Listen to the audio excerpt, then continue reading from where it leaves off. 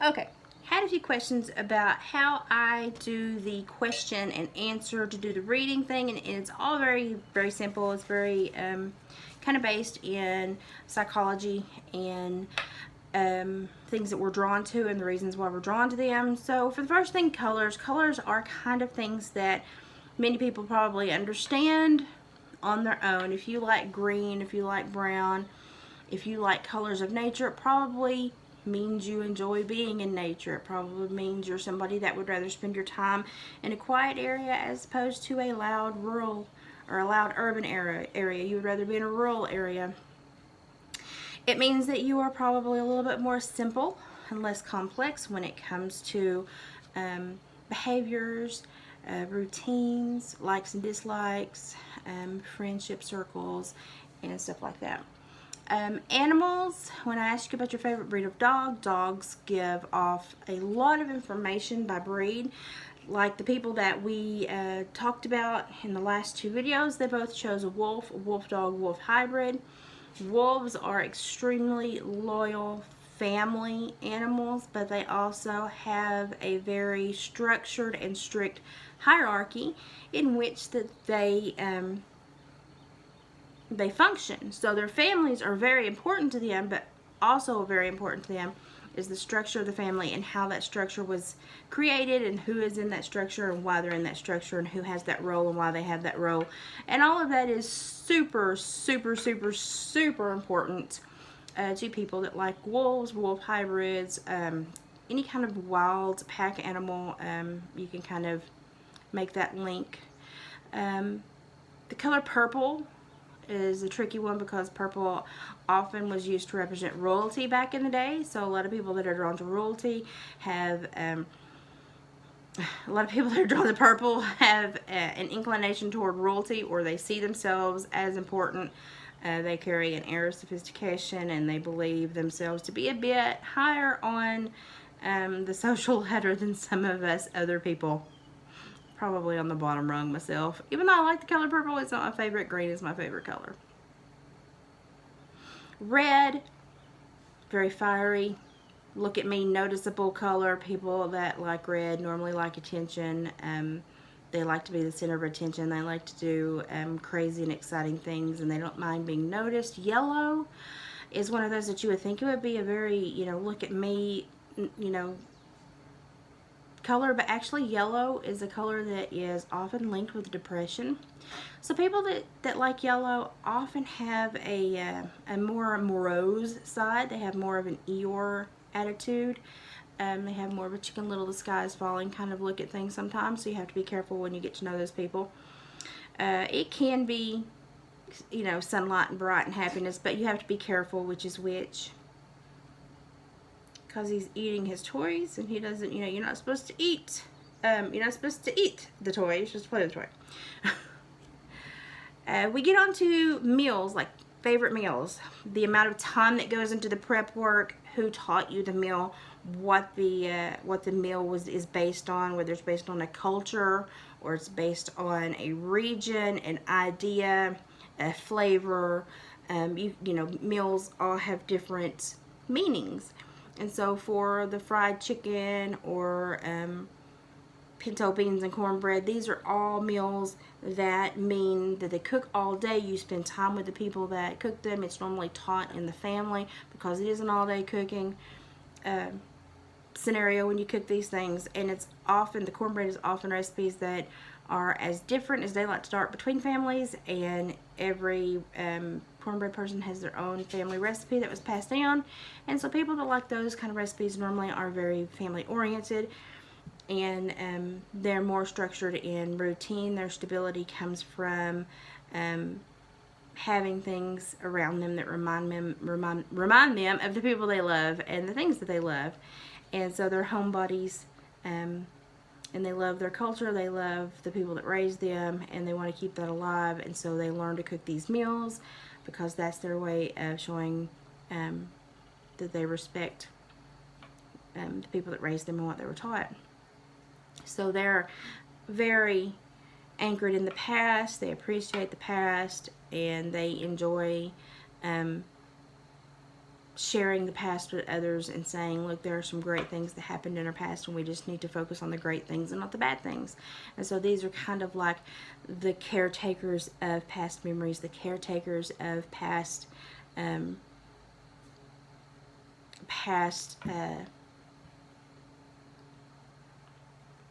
gosh, what's the word I'm looking for? Cherished, beloved things. They are the caretakers of those. So they normally have a good history link, and they're kind of somewhat old souls because they do embrace that so much. Trips that you like to take, it shows me where you like to go. If you were given the option to get out of your comfort zone, will you get out of your comfort zone, or will you stay within your comfort zone? I think the two people that we had stayed within their comfort zone. So they're very, very, very much structured. We like to do the routine. This is where I'm comfortable. This is where I'm going to stay comfortable. How I knew that Gemini was a little bit more of a daredevil was because the color that was chosen was teal, which is not, it's not just a basic color. It's not just like a normal everyday color. It is a color that often is used to accent, highlight, create interest, grab someone's eye. So if someone likes a color like that, it's normally because they like what the color makes you do. It makes you give your attention. It makes you notice. It adds a little bit of flavor to whatever you're doing. So normally people that like those colors do so. They like those colors because the colors help them embody what they think the color does. And the reason I got the entire time that I did the read and was looking at the answers to questions for Gemini, I kept getting a huge matronly vibe. And you know, most of this is psychological, and some of it is just the vibe you get, what you pick up on. You know, my great grandmother was Cherokee, and we have a very hefty Cherokee lineage in my line. And my mother's family and my father's family is like pure Irish, Scots Irish the whole way back. So, you know, we do learn some questionable things. We do learn that our Cherokee heritage embraces. And so I do follow my instincts and go with my gut. And if I get a picture or a feeling, I go with it. And I kept getting a matronly vibe, a very motherly, matronly, absolutely surrounded by love. And I kept getting an apron, a kitchen apron, and a hug, suffocating in a kitchen apron hug. And it was an older female. But I kept seeing multiple females when I was reading these answers to these questions. And for some reason, I just supposed that this was a female that was remembering her line of matrons. Not knowing, you know, from the name that was just kind of ambiguous, I thought I was reading a female, but I was reading a male. And so that's why I thought the female was so rare, because the female was not giving me normally what a female profiles as. That's why I said, oh, you're a rare one, you're a gem. Now that I know it was a male, yeah, a little less rare, but still, I thought that was interesting that I kept picking up on a matronly grandmama suffocate you in an apron hug in the middle of the kitchen. And the kitchen was always hot, and they were always cooking, and you'd like to think you had the common sense to be somewhere else when it was cool, but everybody wanted to be in that kitchen because that's where the love and the action was at. And that's what I kept getting when I was reading through the answers. So yeah, I normally do pretty good on these. Sometimes, you know, sometimes there will be a personality or a personage I absolutely miss the mark on. 9 times out of 10, pairing the psychological, just the normal human mode of thinking and crossing it with the psych behind the answers and stuff like that, then you can almost always figure out kind of who you're dealing with.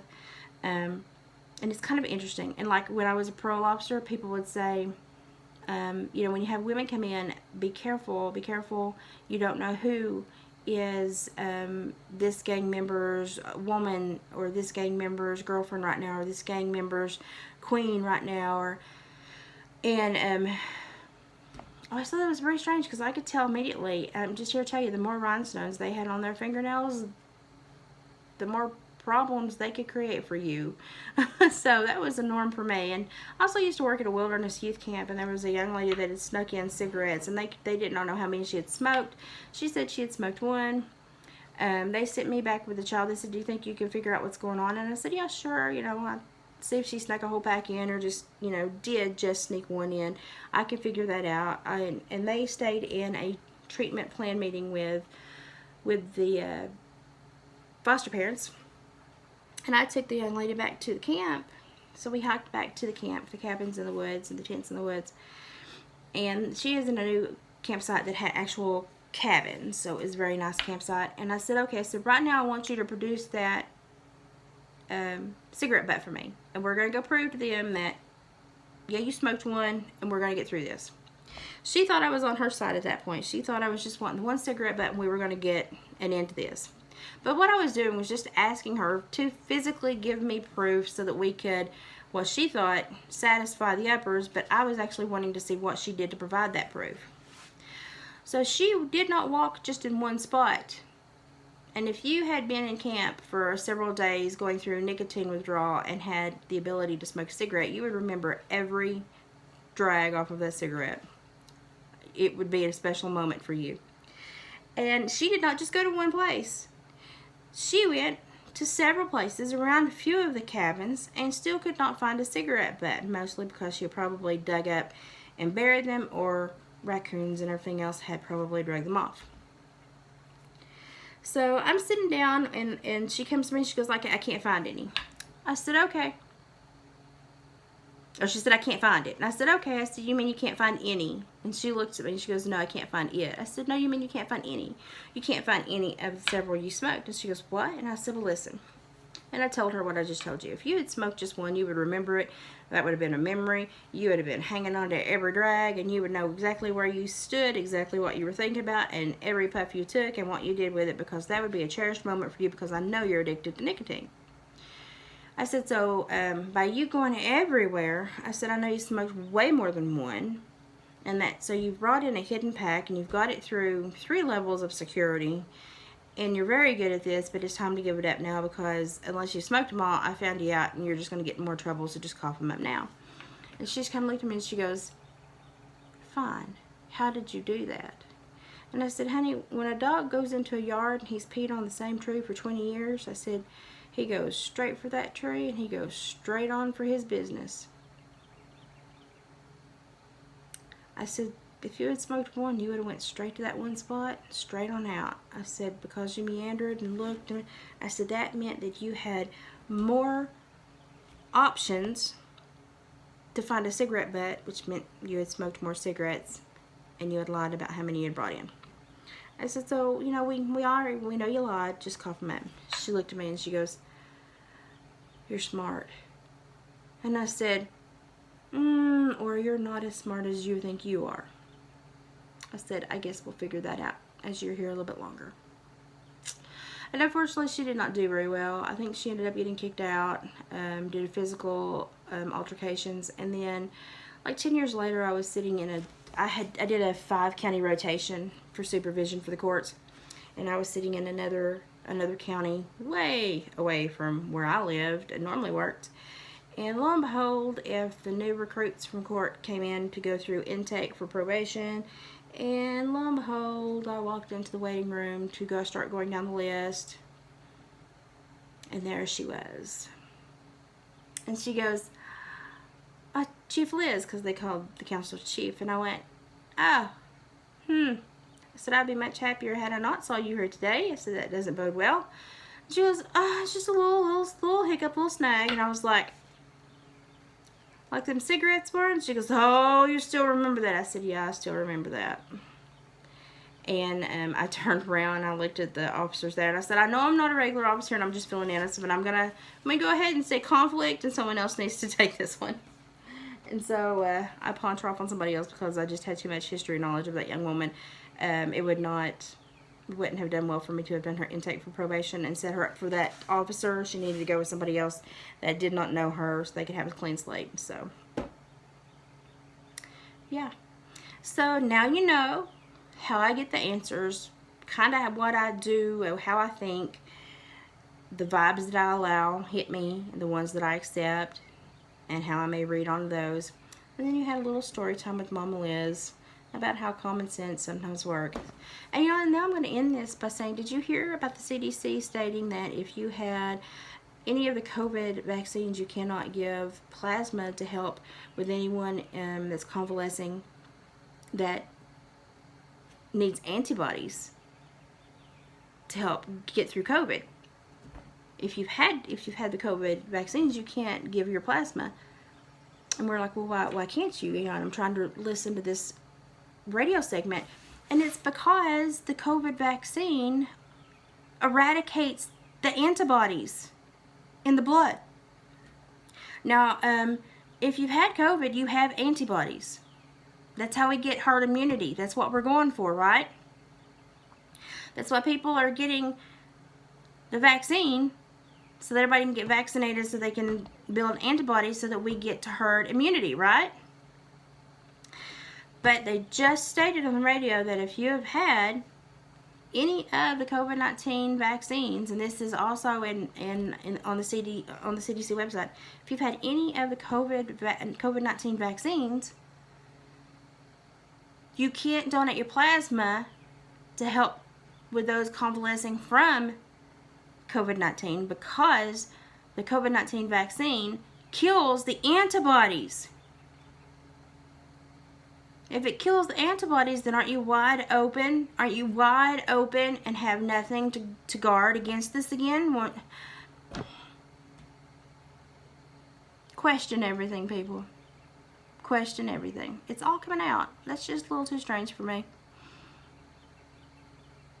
I'm not like a huge, you know, theorist person, but that one rubbed me the wrong way.